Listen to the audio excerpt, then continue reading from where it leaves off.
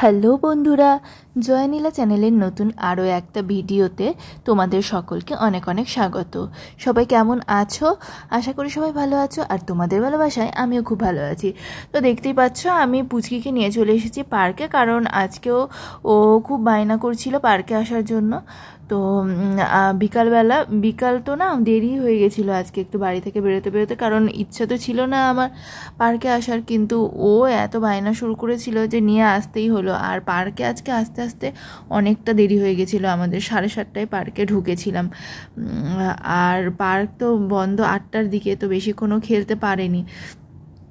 তো যখন বাড়ি থেকে বের হচ্ছিলাম তখনই ওকে বলছিলাম যে শোনাই আজকে ঘুরে চলে আসি, মানে কাছাকাছি কোথাও থেকে ঘুরে চলে আসি। আর ও বলছে যে না, ও পার্কে যাবে। তো এত জেদ করছিল, আসতেই হলো। আর এসে নিয়ে তো দেখো এই যে সব, ও তো প্রথমে তো স্লিপারে উঠলো, কিছুক্ষণ দুললো, আর কিছুক্ষণ স্লাইডিং করলো। স্লিপার কেন বলছে, স্লাইডিং। তো স্লাইডিং করলো প্রথমে, তারপরে তো দোলনাতে এই যে দেখতে পাচ্ছ দুলছে, মানে অনেক কষ্টের পর, অনেক ঝামেলার পর দোলনাতে উঠেছে। মানে চারিদিকে তো ভর্তি, আর 8টার সময় তো বন্ধ হয়ে যাবে পার্কটা। তো সবাইকে রিকোয়েস্ট করে করে তবু কোনো বাচ্চাই তো দোলনাতে একবার উঠলে তো নামতে চায় না, সেটা তো জানোই। মানে বাচ্চারা দোলনাতে উঠলে না অনেকক্ষণ থাকতে চায়, সহজে নামতেও চায় না, একদমই নামতে চায় না। এর আগেও দেখেছি যে কোনো বাচ্চা দোলনাতে উঠলে অনেকক্ষণ দোলনাতে। এখানেও একটা মেয়েকে বলে রেখেছিলাম, তারপরে ওই মেয়েটা বললো যে আমি আগে দুলে নিই, আমার যখন হয়ে যাবে তারপরে নামবো।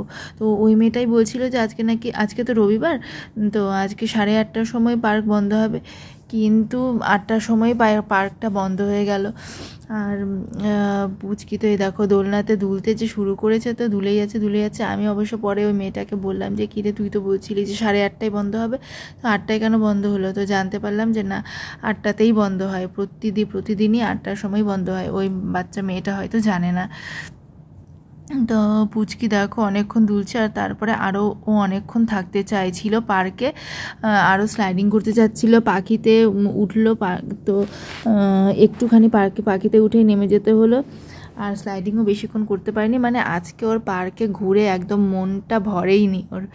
তো কাঁদতে বের হয়েছিল পার্ক থেকে, খুব জোর করে বার করতে হলো ওকে, কারণ বেশিক্ষণ তো থাকতেই পারলো না। প্রতিদিন তো 1 ঘন্টার উপরেই ও থাকে পার্কে, যত খুশি ঘোরে।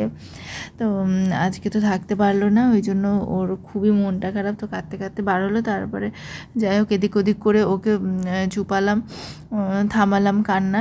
তারপরে তো আমরা চলে গেছিলাম হলো ওর ওষুধ নিতে, কারণ সেই দিন যে ডাক্তার দেখানো হয়েছিল, 2টো ওষুধ নেওয়া বাকি ছিল। মানে একটা ওষুধ অল্প নেওয়া হয়েছিল, আর একটা ওষুধ তো বাকি ছিল, মানে ওই দোকানে ছিল না সেই ওষুধটা।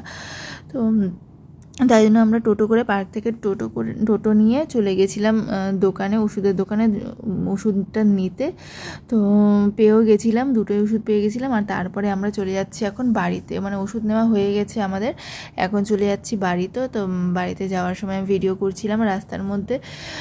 আর তারপরে চলে আসলাম বাড়িতে, আর বাড়িতে এসে নিয়ে ফ্রেশ হয়ে পুচকিকেও তো হাত পা ভালো করে ধুয়ে দিয়েছি। আর ও তো প্রথমে লিখতে চাচ্ছিল, মানে পড়তে বসতে চাইছিল না। তারপরে এদিক ওদিক বুঝিয়ে যে দিদি দেখো তো কত পড়াশোনা করছে, আর তুমি প্রতিদিন শুধু ঘুরতে যাচ্ছ। তারপরে তো পড়তে বসলো, আর দেখো ওকে পড়তে বসিয়ে দিয়ে আমি চলে এসেছি এদিকে রান্নাঘরে, কারণ রান্না বান্না সব করতে হবে আমার। আর ভাত ডালও মনে করতে হবে, হ্যাঁ ভাত ডাল আর তরকারি তো আমার শাশুড়ি মা কেটে দিচ্ছিল। ঝিঙে আলুর তরকারি করব, আর ঢ্যাঁড়স ভাজা করতে হবে। তো আমি দেখো এখানে হাঁড়িতে ভাত বসিয়ে দিয়েছি, আর এই দেখো ঢ্যাঁড়স ভাজাটা তো কাটা হয়ে গেছে, আর ঝিঙে আলুটা আমার শাশুড়ি মা কাটছেন। তার আগে আমার আবার কাঁচা কলার তরকারি করা আছে, মানে কাঁচা কলার তরকারিটা বসাতে হবে। তো আমি এখন কড়াই বসিয়ে দিয়েছি গ্যাসে, আর এখন আমি কাঁচা কলার তরকারিটা আগে করে নেব পুচকির জন্য। আর একদিকে তো ভাত বসিয়ে দিয়েছি। তো কাঁচা কলার মধ্যে এই যে কয়েকটা ঝিঙে নিয়ে ঝিঙের টুকরো টুকরো নিয়ে কাঁচা কলার মধ্যে দিয়ে দিব, মানে কাঁচা কলা আর ঝিঙে দিয়ে করব তরকারিটা, মানে পুচকির জন্য তরকারিটা যে করব সেটাই করছি আমি এখন। তো মাঝে মাঝে তো তরকারিটা করছি আর মাঝে মাঝে চলে যাচ্ছি আবার পুচকির ওখানে, ওকে দেখে আসছি যে ও ঠিকমতো লিখছে কি না। তো এরকমই করছি। আর পুচকি তারপরে ছিল হলো ওর ঠাম্মির কাছে, মানে আমি বলছিলাম যে মা তুমি ওর কাছে বসো, না তো ও পড়তে চাইবে না, মানে কেউ একজন ওর কাছে না বসলে না ও পড়তে চায় না। তো আমি এদিকে তারপরে শান্তিমতো রান্না করতে পারছিলাম আর ও পড়ছিল, কিন্তু লিখলেও তো তবু তো দেখতে হবে, মাঝে মাঝে গিয়ে দেখছিলাম। তো মা ছিল যেহেতু ওর কাছে, তো কোনো অসুবিধা হচ্ছিল না। ও সব ঠাম্মিকে জিজ্ঞাসা করছিল আর ঠাম্মি বলে বলে দিচ্ছিল। আর এখানে তো আমি তাড়াতাড়ি রান্না করছি, কারণ আবার পার্ক থেকে এসে নিয়ে ওর আবার খিদে পেয়ে যাবে। তো ওই জন্য আমি এখানে তাড়াতাড়ি রান্না করে নিচ্ছিলাম। আরও একটা কথা জানো তো, এখন মানে প্রতিদিন যেহেতু ও মানে পুচকি শিঙি মাছের ঝোল দিয়ে ভাত খাচ্ছে, তো ও আরও আমাদের যেগুলো খাওয়ার দেখছে সেগুলোও খেতে চাইছে। মানে কখন আমরা শাক খাচ্ছি, বেশিরভাগই তো এখন শাকের ঝোল বা শাকের ভাজা হচ্ছে, ডেলি হচ্ছে। আর তারপরে ডিম হচ্ছে, কোনো দিন মানে আমরা কখনো ডিম খাচ্ছি, তো তখন ওও খেতে চাচ্ছে ওইগুলো। আর দিতে পারছি না ওকে তো বলছি যে শোনাই তোমার পেটটা ঠিক হোক তারপরে তুমি খেও। আর প্রথমে তো ও তো একটু চাইছে, তারপরে আবার নিজেও বুঝছে, মানে নিজেও নিজের মনকে বোঝাচ্ছে যে হ্যাঁ ঠিক আছে, মানে আমাদেরকে বলছে হ্যাঁ ঠিক আছে মা, আমার পেটটা ঠিক হোক তারপরে আমি খাবো। কষ্টও লাগছে কথাগুলো শুনে। ওইটুকু বাচ্চা আবার কত বুঝছে নিজের কথা, যে পেটটা আগে ঠিক হোক তারপরে খাবো। আমরা বড়রাই যেটা বুঝি না, আমি তো নিজেই বুঝি না। একটু মানে কোনো সময় যদি পেট খারাপ হয়, একটু ঠিক হলেই আবার সব এটা ওটা খাওয়া শুরু করি, কিন্তু ও অতটুকু বাচ্চা হয়ে কত বুঝছে। তো সেটাই দেখছিলাম, সেটাই তোমাদের সঙ্গে শেয়ার করলাম। তো ওর কাঁচা কলার তরকারিটা তো হয়ে গিয়েছিল, তাই জন্য আমি সেটা নামিয়ে নিয়ে তারপরে কড়াইটা ধুয়ে আবারও বসিয়ে দিয়েছি। আর এখন আমি রান্না করব ঝিঙে আলুর তরকারিটা, কিন্তু তার আগে যেহেতু ভাতটা হয়ে গিয়েছিল আমার, তাই জন্য আগে ভাতটা নামিয়ে নিয়ে তারপরে আমি ঝিঙে আলুটা রান্না করব। ততক্ষণ আমি কড়াইয়ের গ্যাসটা আঁচটা একটু কমিয়ে রেখেছিলাম। মাঠটা আমি এখন ধীরে ধীরে আস্তে আস্তে নামিয়ে নিচ্ছি, না হলে হাতে ছিটকে পড়তে পারে।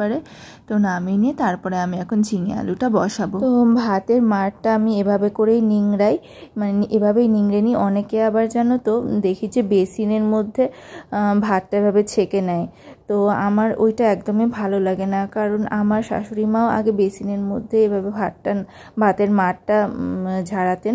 তো তারপরে তো পরে মা বলেছিল যে ওভাবে করো না বেসিনের মধ্যে, কারণ বেসিনের পাইপটা তো প্লাস্টিকের থাকে, তো ওখানে ভাতের মারটা যদি নামানো হয় তাহলে মানে পাইপটা ফুটো হয়ে যেতে পারে গরমে। তো তারপরে ওইটা আর ভাতের মারটা এই যে নামিয়ে নিয়ে তারপর বেসিনের মধ্যেও ঢালি না, আমরা বাইরে ফেলে দিই ভাতের মারটা। অনেকে দেখি যে অনেক বাড়িতেই দেখেছি যে বেসিনের মধ্যে ভাতের মারটা ওখানে নিংড়ে নিচ্ছে, তো আমার ওটা ভালো লাগে না, আমরা এভাবেই ভাতের মারটা নামাই। তারপরে তো এই যে আমি তো কড়াই বসিয়ে দিয়েছিলাম, ওখানে প্রথমে তো তেল আর পাঁচফোড়ন দিয়ে তারপরে আলুটা ছেড়ে দিলাম। মা বলেছিল যে আগে আলুটা কষিয়ে নিও, আলুটা সেদ্ধ হবে তারপরে ঝিঙেটা দিও, কারণ ঝিঙেটা তো নরম, তো ওটা তো তাড়াতাড়ি সেদ্ধ হয়ে যাবে, কিন্তু আলুটা তো সেদ্ধ হতে তো টাইম লাগবে। তো ওই জন্য ওভাবেই করলাম। প্রথমে আলুটা বসিয়ে দিয়েছিলাম, আলুটা ভালো করে কষিয়ে মানে একদম সেদ্ধ হয়ে গেছিলো আলুটা, তারপরে ঝিঙেটা দিয়েছি, মানে অর্ধেকের একটু বেশি আলুটা সেদ্ধ হয়ে যাবে, তারপরে ঝিঙেটা দিতে হবে। তো এই দেখো আমার তারপরে ভাতটাও নামানো হয়ে গেল, আর এখন তো আমি আলুটা কষিয়ে নিয়ে ঝিঙেটা দিয়ে দিব। তো তরকারি করব, তারপর ঢ্যাঁড়স ভাজা করব। তো আজকে ভিডিওটা এতটুকুই করেছি, আর বেশি করতে পারিনি, কারণ অনেকটা দেরি হয়ে গিয়েছিল আমার আস্তে আস্তেই বাড়িতে, আর রান্না করতে করতে তো আরও দেরি হয়ে গিয়েছিল। আর পুচকি তো খুব খিদে পেয়ে গিয়েছিল, কারণ আর ওকে তাড়াতাড়ি খাওয়াতে হবে, তো আর বেশি করা হয়নি। তো আজকে ভিডিওটা আমি এখানেই শেষ করলাম। আর আমার ভিডিওগুলো যদি তোমাদের ভালো লেগে থাকে তাহলে অবশ্যই লাইক করো, আর যারা নতুন তারা আমার চ্যানেলটাকে অবশ্যই সাবস্ক্রাইব করে দিও। তো এভাবেই আমার সাথে থেকো, আমার পাশে থেকো, আর দেখা হবে আবার নেক্সট কোনো ভিডিওতে। ততক্ষণের জন্য টাটা বাই, সবাই সুস্থ থেকো, ভালো থেকো।